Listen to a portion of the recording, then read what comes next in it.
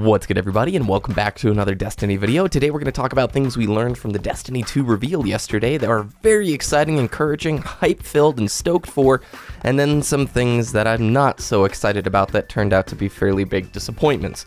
Overall, it was a great day, so let's dive into it. Lost Sectors was a thing they talked about, a new activity that are like hidden dungeons spread across all the new maps within Destiny 2 that you and your teammates can go, travel inside, and beat a multi-stage boss. And these really remind me a lot of sort of a Horizon Zero Dawn or Breath of the Wild type idea, where you are going to dive into these hidden dungeons, and I'm sure there's going to be timed events that happen around these lost sectors that enhance the activity and make it something more fun. It's a just more realized idea of the patrol from Destiny 1 that they weren't able to get into the original game. Speaking of new activities that you can select, you no longer have to go to orbit to change activities. Everything is just right there from your menu. So you want to queue up PvP, I'm just going to go into my menu, click it, it's going to queue up. When it's ready, we're going to go. And I could be in a strike at that time, or I could be playing PvP, trying to get into a different playlist or whatnot. It's a really great idea. It just minimizes the amount of downtime you have going to orbit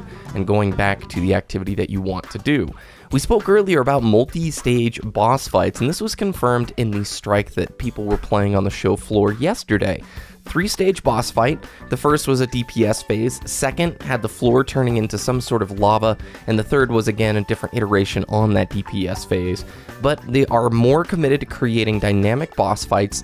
Enemies still, apparently, to players feel a little bit spongy, but for the most part, I love seeing the 3 stages of the health bars of the enemies, and I think this will encourage more complex raid mechanics down the road. I'm extremely excited about the new changes to PvP. 4v4 is now the default player count for PvP. Maps are designed around that, as are the game types.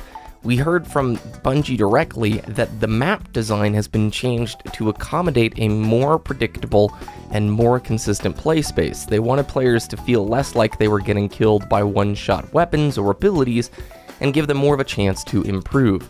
Map designs now have callouts in the lower left-hand corner under the radar. They wanted to limit the unpredictability of the fights and the map flow, so they built the maps first for great game design, then added the artwork later, similar to how Overwatch builds their PvP maps as well. Titan skating is gone. The new changes to the weapon slots are absolutely brilliant. Kinetic, energy, and power weapon. The kinetic slot are things like pulse rifles, auto rifles, or a scout rifle. Your energy slot would be things like the new SMG, a hand cannon, or a sidearm.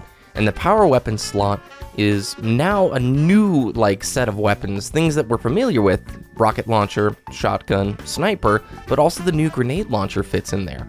Heavy ammo works differently now too. There's 2 heavy ammo spawns, at least in the countdown game type that was played yesterday, and those 2 spawns are in the middle of the map. You need to hold X to pick it up, and this time only one member of your team can pick that heavy ammo up.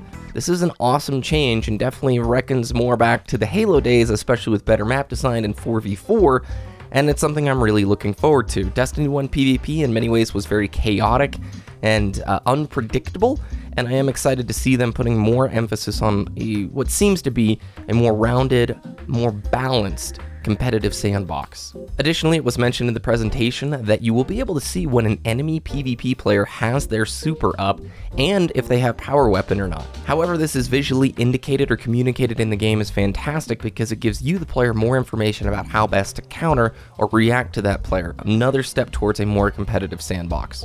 Artifacts are gone now and replaced by the new clan banners. The clan banners being a visual artwork style of way of expressing your clan or showing off your clan's designs in the game itself. I'm really interested to see how this plays into the actual game space, if we're just going to see it within the menu or if it's going to be something we can publicly display.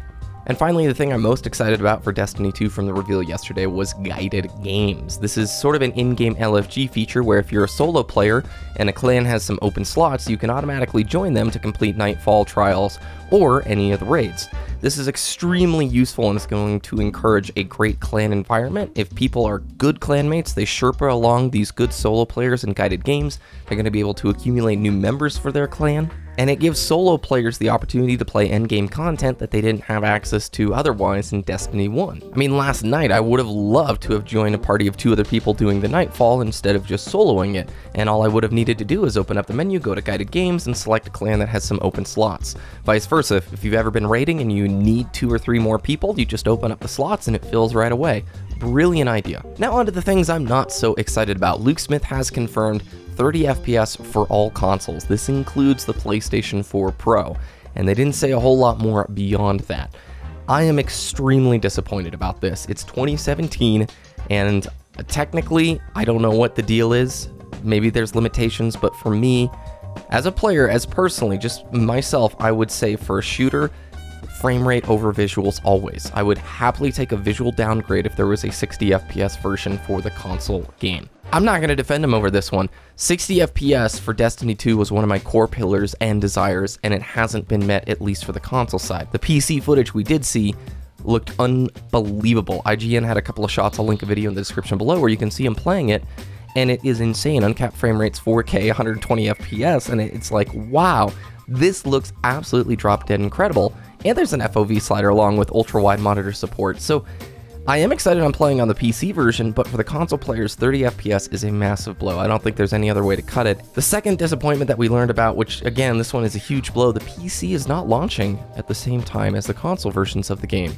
We'll know in the next 2 to 3 weeks when the official PC release date is going to be, but the fact that the PC release date isn't uniform with the console release date is extremely worrying to me. I'll happily play the console version of the game until the PC version comes out, but if PC version is delayed any more than a couple of weeks, that is going to drastically hurt the initial momentum and the amount of hype people are going to get, because come September 9th, you're going to see a lot of people on Twitch and on YouTube streaming, playing the game, loving it, but you're going to miss out on those big people on Twitch like Summit1G who've already expressed really a lot of interest in this game. So let's just hope that the delay is short, 1 week, 2 weeks, nothing more. If it's what the rumors are floating around like November, December, that would be awful. I can't imagine how they'd handle like Raid World First for PC, or the expansions that are rumored to be coming out, or not rumored, they're confirmed, you know, Christmas time and springtime. And the last thing that's a bit of a disappointment is no dedicated servers. This has been confirmed, I believe, by Lars Bakken. They have said overhauled engine, they've retooled the netcode, and it's going to be a much more connection-based experience, which, great. We've heard that story for 3 years now. I didn't have a whole lot of hope for dedicated servers, to be honest, because when the Q1 Activision Blizzard's earning call came out, you can see that Activision's operating margin is a heck of a lot lower than Blizzard and that of King's, which means after all their operating expenses, Activision brings home way less money than Blizzard does and King does. And dedicated servers are very expensive, especially for a game Activision has publicly said Destiny is their best long-term engagement game ever, which means a lot of people play the game every single day for a long time, far after release. And dedicated servers, yes, while expensive, I wanted it. I didn't think it would happen. We're just gonna have to wait and see. So there's a heck of a lot to be excited about with Destiny 2, and I am going to play that thing so much. There are a lot of great improvements.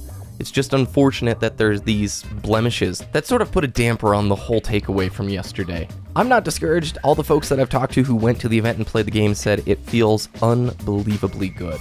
Like Destiny 1 times 10 in terms of how smooth and how good it feels to play. Thank you for watching this video. What were you most excited and disappointed about with the reveal yesterday? Let's have a conversation, share your thoughts down in the comments section below. If you enjoyed that video, please press the thumbs up button, subscribe to the channel for more news, enable notifications if you want to be aware when my latest uploads go live, and have a great day, Guardians.